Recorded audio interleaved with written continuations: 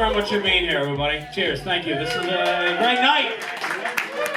I came a long ways to be here. I traveled 5 blocks to be here. So are you excited for the release of this album? Yeah, absolutely. It's very excited. Hopefully it'll sell lots, or people listen to it, or, just make me famous, or not Canadian. You go to like Main Street, guys, like me and my spouse got into a disagreement. She stabbed my leg and lit my clothes on fire, but in her defense, Your Honor, sometimes I don't listen.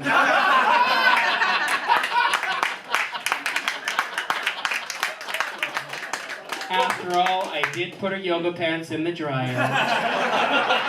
Speaking of selling it, actually, a portion of the proceeds is going towards the St. Paul's Foundation for Mental Health. That's right. What is the reason behind that? It's a close thing to me.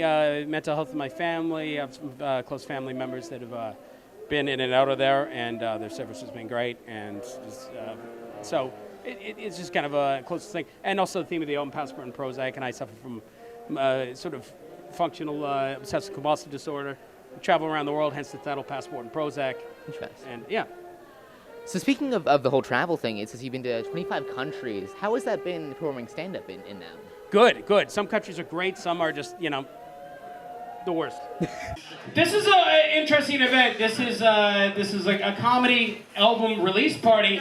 And I don't know if anybody's really done this. My friend Daryl Lennox, he decided, we got to do this. We're going to celebrate this.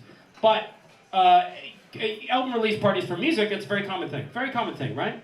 Very common thing. And a lot of times, people say, hey, play a song from your album. You celebrate that. But with comedy, you can't really do that. Do you find there's like a language barrier in some of the countries at all? Some countries, yeah. It's weird. I was in... some countries just laugh at every other joke. Some countries just laugh at the setups, not the punchlines. English is kind of it's a universal language for the most part with business, and with comedy too. It seems like a lot of expat comedy nights that just if you're just an Irish guy who lives in Mongolia, you're probably, and there's there's always an Irish pub and they'll have some comedy thing. So, but I find English is so accessible everywhere. But sometimes you do these English second language shows and they are kind of weird.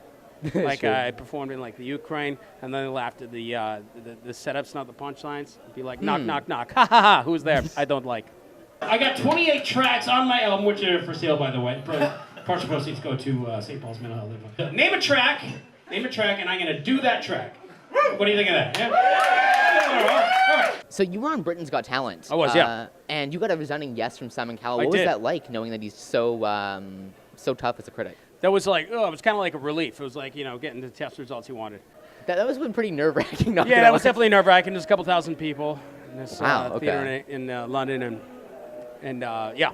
But yeah, like me. So you've had a long career as a stand-up comedian. How did you get started, and what has brought you to the point of being on Britain's Got Talent and also releasing this album? Oh, releasing this album. American company, 800 Pound Gorilla. I got connected with another comedian, and they like my stuff, and they represent a lot of great comedians like Jim Jeffries and what do you call him? George Lopez, and they got the rights to Mark Maron. They got the rights to working in the estates of Richard Pryor and Robin Williams, and they just love my stuff, and they're trying to expand it to Canada, so they liked my stuff and said, hey, let's do a thing. Recorded an album last spring, and it turned out great, and now it's on Sirius XM and stuff like that, a few different channels and platforms, and was top album of the week for Sirius Raw Dog Comedy. Really? And it's kicking ass on Pandora. It's an American platform. So yeah, it just kind of came out. So ball's rolling, and hopefully this will lead to some great things. And it's just a celebration of the album. And thanks for coming and listening to the album. Thank you. Yeah. Do you plan on going on tour with this album at all? Or? Yeah. I did a show with the album in Edinburgh with the same title. Okay. Yeah, I was there last August. That was fun. And yeah, I'll be. What am I going to be doing? I'll be doing a few dates throughout Canada. Oh, awesome. Yeah. And where did your comedic influences come from? Because obviously there's been... being an only child, going to being a fat kid in an old Chinese school, getting picked on and dealing with it just through being funny. A lot of times just you're a fat boy. And then just I don't know, just managing to make these kids laugh and then feeling like acceptance. That's awesome. Yeah. So, like, when it comes to other stand-up comedians, where do you really draw your comedic influences from other, like, what is the comedian that really inspired you to do stand-up comedy? It's such a, it's like being an artist. It's like, it's so, I don't even know what makes me laugh sometimes. I'll be like, that's a great joke. And then somebody will just make a fart noise and I'll laugh hysterically. Yeah. So it's so hard to know sometimes. It's like a science experiment. I don't even know my own brain. What's going to work, what's not sometimes. But true. right now, historically, Norm Macdonald, always loved his, just off-the-wall dry sense of humor. Andy Kaufman for just some wacky brilliance. Right now, I'd say Bill Burr's probably my favorite comic right now. Interesting, okay. Yeah. Bill Hicks was a big influence. It's funny. Soccer's a funny game because you think somebody's going to score, they never do. You think somebody's going to score, they never do. It's frustrating to watch, right? You hear the play-by-play say, it's Nigel to Johnson. He's all in the clear. It's Johnson. It's a wide open net. It's Johnson. It's just him and the goalkeeper. Surely this is it. Surely this is the winner run. Back to Wilson. All Wilson needs to do is tap it into a wide open net. It's going to be pandemonium. It's going to be euphoria. Back to Johnson. Good God, my goodness, son. Back to Jones. Well, what was your first show like for stand-up? Because obviously it's really nerve-wracking the first time we decided to go up on stage and make fun of ourselves. Yeah. First show actually went great.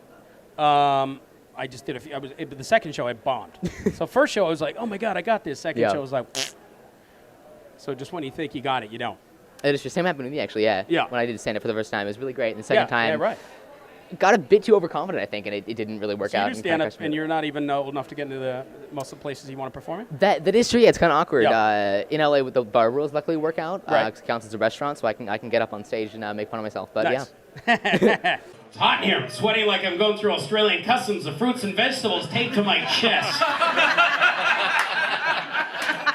Do we have any Australians here? Yeah, one right there. There's one in every room in the world, right? So where's the album available? You could go to 800 Pound Gorilla Records and just scroll down all these famous comedians. You can see my album Passport and Prozac. It's on. It's on Spotify. It's on iTunes. It's on Google Play. It's on Deezer. It's on Tidal. Gotta release it everywhere. Absolutely. Gotta get maximum market coverage. Marketing. Yeah. All right, thanks so much for talking with us. Thank you very much. Appreciate good it. luck with the show. Cheers. Thank you. My album's for sale. Proceeds go to St. Paul's. Stick around. We're gonna have some music. Come say hi. Take a picture here. Selfie. Blah blah blah. And thank you very much. It's been a memento occasion. Thank you very much. Cheers. I'm Richard Davis for Everything. We'd like to thank you so much for tuning in and watching this episode. Have a great rest of your day, everyone.